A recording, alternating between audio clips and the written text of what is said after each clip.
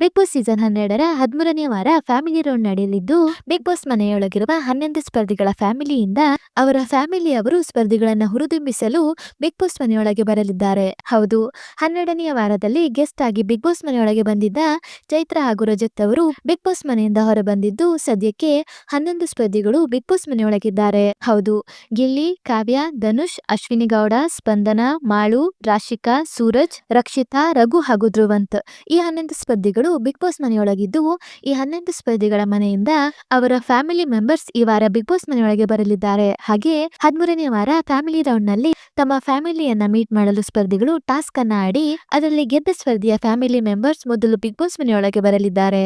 ಹಾಗೆ 13ನೇ ವಾರ ಕಿಚ್ಚನ ಪಂಚಾಯಿತಿ ಸಹ ಇರುವುದಿಲ್ಲ ಅಂತ ಹೇಳಲಾಗ್ತಿದೆ. ಹೌದು, 13ನೇ ವಾರದಲ್ಲಿ ಕಿಚ್ಚ ಸುದೀಪ್ ಅವರು ಮಾರ್ಕ್ ಸಿನಿಮಾದ ಪ್ರಮೋಷನ್ ನಲ್ಲಿ ಬ್ಯುಸಿ ಆಗಿರುವ ಕಾರಣದಿಂದ 13ನೇ ವಾರದ ಶನಿವಾರದ ಹಾಗೂ ಭಾನುವಾರದ ಕಿಚ್ಚನ ಪಂಚಾಯಿತಿ ಇರೋದಿಲ್ಲ. ಹಾಗಾದ್ರೆ ಬಿಗ್ ಬಾಸ್ 13ನೇ ವಾರದಲ್ಲಿ ಎಲಿಮಿನೇಷನ್ ಇರುತ್ತೋ ಇಲ್ಲುವುದನ್ನ ನೋಡೋದಾದ್ರೆ 13ನೇ ವಾರ ಬಿಗ್ ಬಾಸ್ ಮನೆಯಲ್ಲಿ ಎಲಿಮಿನೇಷನ್ ಇರುತ್ತೆ. ಆದ್ರೆ ಕಿಚ್ಚ ಸುದೀಪ್ ಅವರ ಕಿಚ್ಚನ ಪಂಚಾಯಿತಿ ಇರೋದಿಲ್ಲ ಅಷ್ಟೇ. ಹೌದು, ಕಿಚ್ಚ ಸುದೀಪ್ ಅವರು ಮಾರ್ಕ್ ಸಿನಿಮಾದ ಪ್ರಮೋಷನ್ ನಲ್ಲಿ ಬ್ಯುಸಿ ಆಗಿರೋದ್ರಿಂದ ಅವರ ಬದಲಿಗೆ ಬೇರೆ ಸೆಲೆಬ್ರಿಟಿಗಳು ಬಂದು ಈ ವಾರ ಒಬ್ಬ ಸ್ಪರ್ಧಿಯನ್ನ ಬಿಗ್ ಬಾಸ್ ಮನೆಯಿಂದ ಹೊರಕಳಿಸುತ್ತಾರೆ. ಹೌದು, ಹಿಂದಿನ ಸೀಸನ್ ನಲ್ಲೂ ಸಹ ಕಿಚ್ಚ ಸುದೀಪ್ ಅವರು ಬ್ಯುಸಿ ಆಗಿದ್ದ ಕಾರಣ ಕಿಚ್ಚನ ಪಂಚಾಯಿತಿ ಇರಲಿಲ್ಲ. ಅದರಿಂದ ಬೇರೆ ಸೆಲೆಬ್ರಿಟಿಗಳು ಬಂದು ಎಲಿಮಿನೇಷನ್ ಪ್ರಕ್ರಿಯೆಯನ್ನ ಮಾಡಿದ್ದರು. ಅದೇ ರೀತಿ ಈ ಬಾರಿಯೂ ಸಹ ಕಿಚ್ಚ ಸುದೀಪ್ ಅವರು ಸಿನಿಮಾದ ಪ್ರಮೋಷನ್ ನಲ್ಲಿ ಬ್ಯುಸಿ ಆಗಿರುವುದರಿಂದ ಈ ಬಾರಿಯ ಎಲಿಮಿನೇಷನ್ ಅನ್ನ ಬೇರೆ ಸೆಲೆಬ್ರಿಟಿಗಳು ನಡೆಸಿಕೊಡಲಿದ್ದಾರೆ.